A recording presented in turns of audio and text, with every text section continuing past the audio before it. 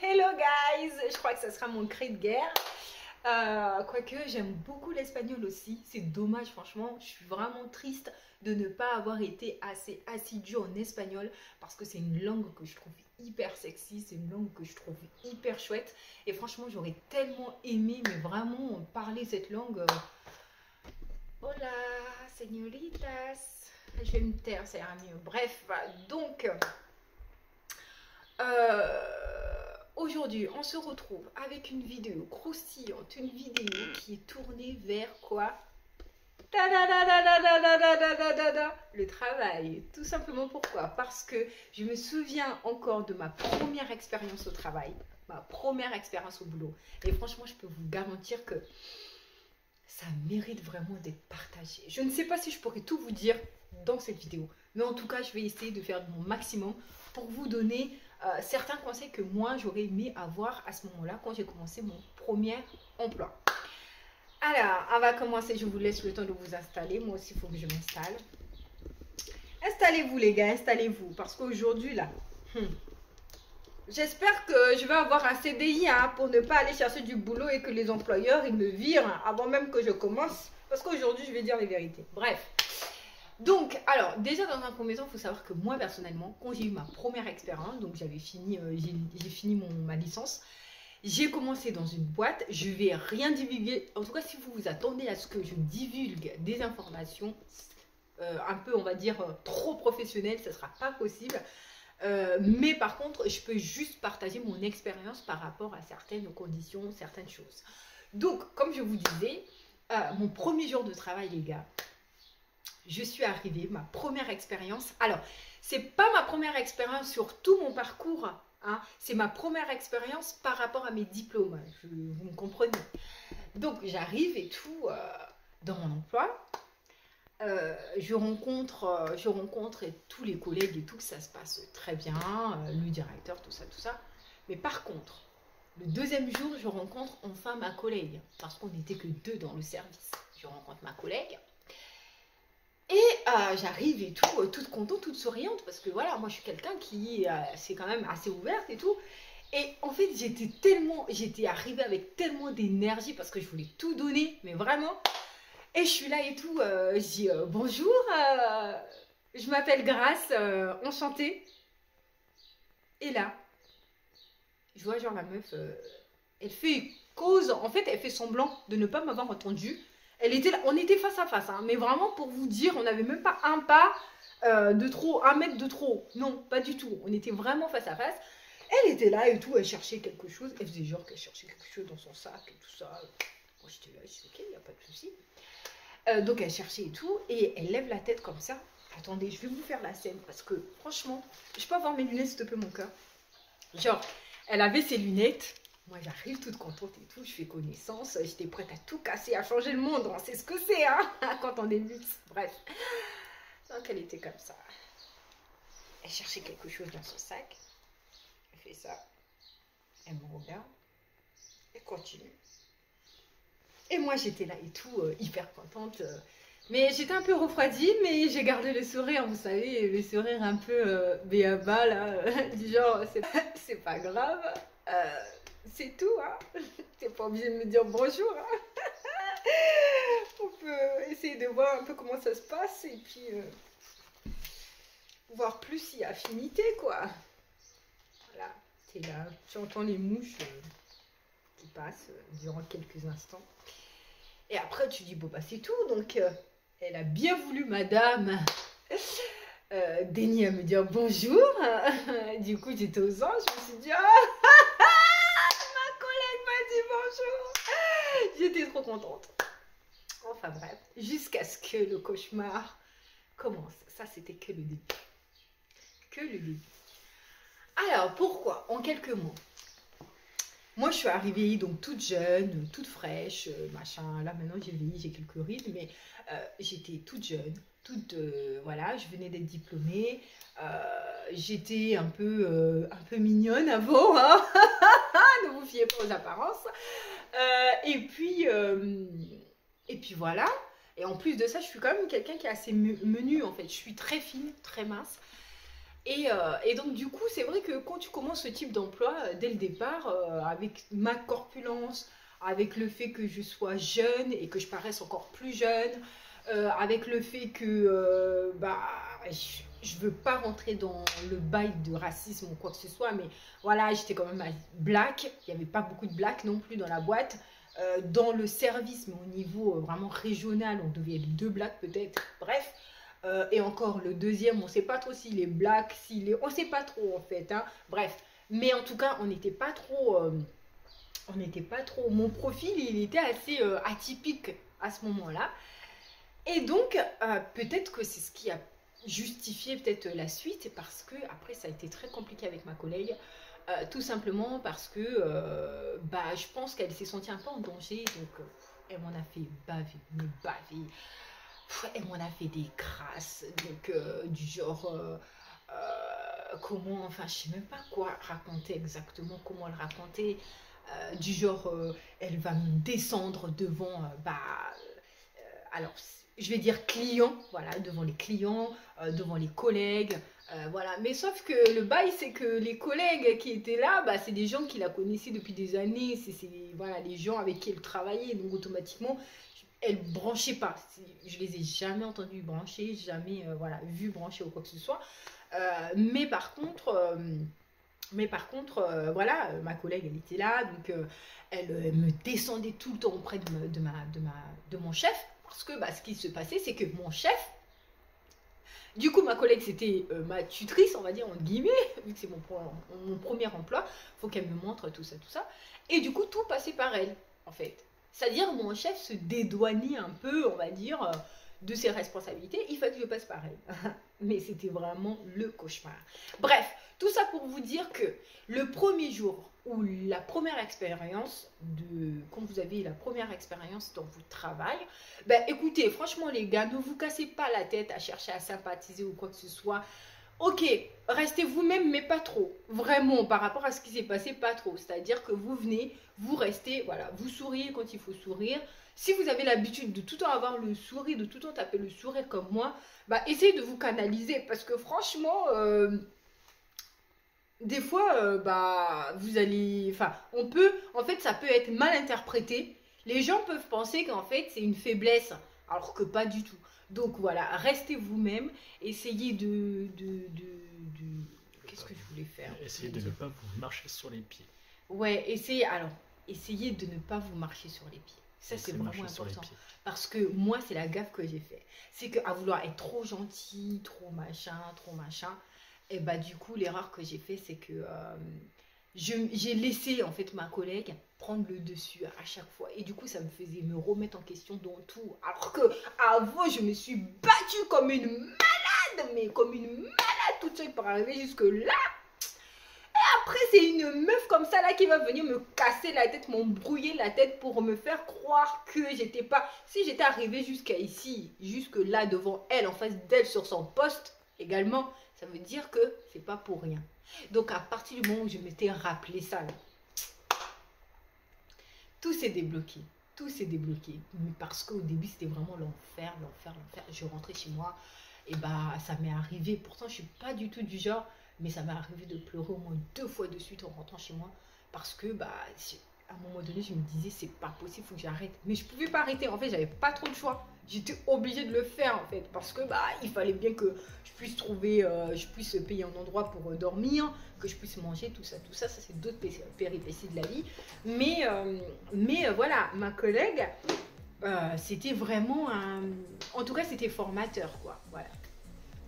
Mais finalement, on s'est pas non plus très très bien entendu vers la fin, mais c'était quand même mieux, hein. Voilà, c'est l'essentiel. Je sais pas c'était quoi le type de crainte qu'elle avait, mais en tout cas, si je devais prendre l'exemple de cette expérience, en tout cas ce que j'en retiens de cette expérience, c'est que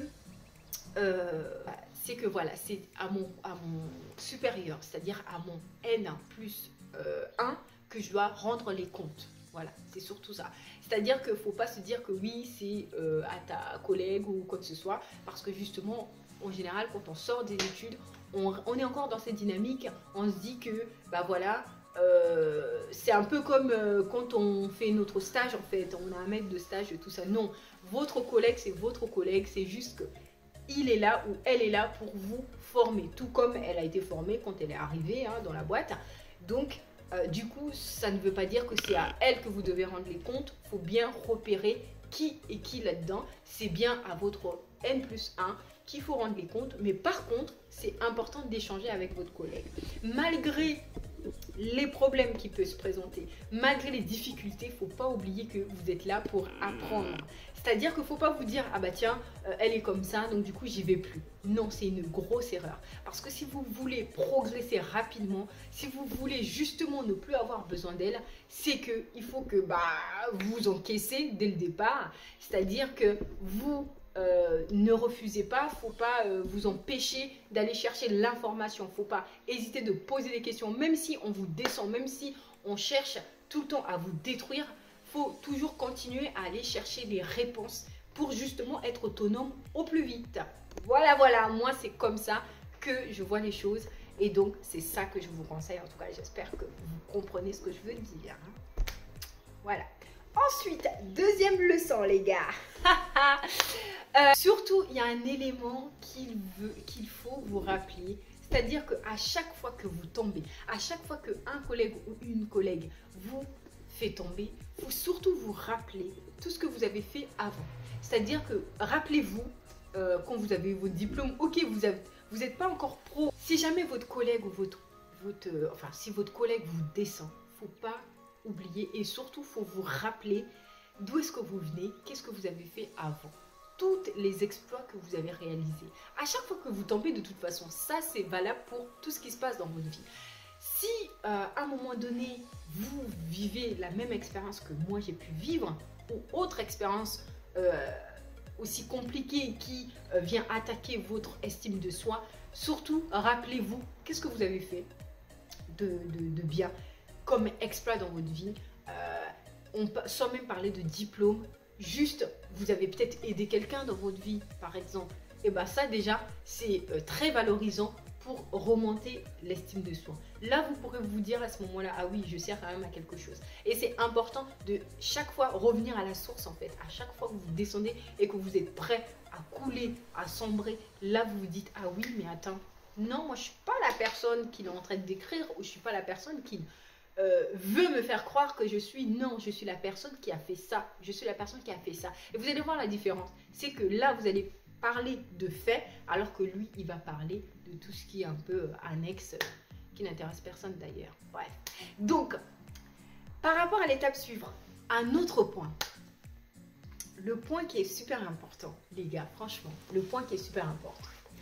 Quand on arrive en général dans une boîte, on ne sait pas par quoi commencer. On a tellement d'informations. On se dit, mais punaise, mais je vais jamais y arriver. Faut déjà que je comprenne tout ça, comment ça se passe, tout ça. Et en plus de ça, il faut que je connaisse les noms. Et en plus de ça, il faut que je puisse connaître mon travail. Mon Dieu, je vais jamais y arriver.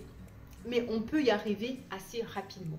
Si on suit, moi personnellement, par rapport à ma méthode, je vais vous dévoiler ma méthode qui me permet de pouvoir m'adapter assez rapidement, le plus rapidement possible. Dans un premier temps, c'est tout simplement que quand tu arrives dans une boîte, il faut déjà que tu repères une personne qui dit dans tous les collègues que tu as fait connaissance. Écoute, les autres collègues annexes ou que tu ne te souviens pas vraiment du nom, qui n'ont pas tout le temps de connaître, de savoir comment ils s'appellent. Soit tu te crées une stratégie, tu peux très bien te marquer les noms dans un bloc-notes, c'est-à-dire que tu associes à chaque personne, par exemple, la première impression que tu as eue. Voilà, moi c'est ce que je fais dans ma tête. J'espère que vous me comprenez. C'est-à-dire que je me dis, telle personne, première impression que j'ai eue, c'est « Ah, elle est super sympa, Madame Sourire par exemple. » Et bien là, je vais dire Madame Sourire, son prénom c'est ça. Et bien dans ma tête, ça va me permettre de pouvoir mémoriser les noms, les prénoms, tout ça. Mais en tout cas, pour pouvoir s'adapter rapidement, voilà, il faut surtout repérer la personne de confiance et la personne de référence. C'est-à-dire que la personne qui connaît son métier sur le bout de l'ongle. Voilà. Qu'elle soit désagréable ou pas, on s'en fout en fait. Vous êtes là pour apprendre. L'objectif, c'est d'apprendre. Et ensuite, vraiment, surtout, cherchez cette personne de confiance-là. C'est vraiment important. Parce que ça, elle va vous permettre en fait de pouvoir bien comprendre le métier, déjà, de bien bosser et d'avoir les bonnes bases dès le départ. En fait. Dès que vous arrivez, dès que vous rentrez, dès le départ, vous aurez les bonnes bases. Et ça, c'est super important. Et en même temps, c'est une personne vers laquelle vous pouvez faire confiance et que vous pouvez vous tourner si jamais vous avez une question ou quoi que ce soit. C'est super, mais super important. Parce que si vous allez vers la personne qui est sympa parce qu'elle est sympa, ça ne veut pas forcément dire que ce soit la personne qui soit vraiment la plus calée dans son affaire. Et du coup, ça risque d'être compliqué pour vous parce que peut-être qu'elle va vous apprendre des choses qui sont peut-être fausses. Et finalement, vous allez vous faire taper sur les doigts alors que c'est ce qu'on vous a appris. Voilà. Et on sait tous que quand on arrive au stade du genre ah oui, mais c'est un tel qui m'a dit, déjà, c'est mal perçu dans la boîte. Ça va parler. Et la personne, elle va pas assumer. Hein. De toute façon, ça, on le sait. Et ça va être retombé sur vous-même. Donc, on va éviter. Donc, cherchez tout de suite la personne de confiance et de référence. Voilà, les gars. Ensuite, alors, et l'autre secret que j'ai aussi, c'est que ce que je fais, c'est que, je sais pas, peut-être qu'il y en a plein qui font ça, mais moi, en tout cas, ce que je fais, c'est que je me fais des mémos ou des schémas ou des, comment dire, des mises en scène. C'est-à-dire que pour pouvoir comprendre les tâches que je fais, pour pouvoir comprendre le contexte, les choses, tout ça, de mon poste, de ma fiche de poste, du coup, ce que je fais, c'est que je vais me faire des schémas. C'est-à-dire qu'à chaque fois, je vais retourner en mode étudiant, on va dire entre guillemets. Hein. Moi, je m'en souviens encore, je ne sais pas si vous vous souvenez, des schémas que tu fais et que tu surlignes et tout, tu te fais des fiches, tout ça. Voilà. Moi, c'est ce que je fais personnellement quand je débute un emploi. Vraiment, il n'y a pas de honte à avoir à dire que on fait des fiches quand on commence un emploi. Tout simplement parce que tout s'apprend, les gars. Tout s'apprend.